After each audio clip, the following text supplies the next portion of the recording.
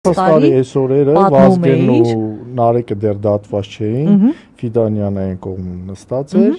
եւ ես սկսեցի մտահոգություն հայտնել, ասում եմ անցած տարվա համեմատ ծաղիկի արտադրությունը գյուղատնտեսության մեջ աճել է 68%-ով, դա ասում եմ ռիսկ է, շատ մեծ ռիսկ է պարենային անվտանգություն ունեցող երկրում,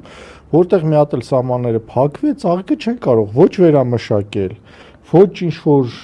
որևէ ձևով ինչ-որ տեղ օգտագործել, ոչ պահպանել։ Ռեալիզացման խնդիր է լինելու, ինքը փչանալու է թափի ու ֆերմերները լրջագույն խնդիրների առաջ են կանգնելու։ Անցած տարի այս օրերին ես այստեղից խոսել եմ։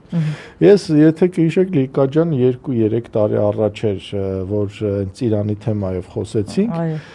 շատ հետաքրքիր ռեպորտաժ էր, ես դեռ անպայման Արմյուզի ժամանակ ես այս ամբողջ բացվածքը տվեցի, թե իսկական արտանումն ինչ է, Ծիրանի վաճառքը ինչ է, ոնց պիտի լինի, ինչ պիտի լինի։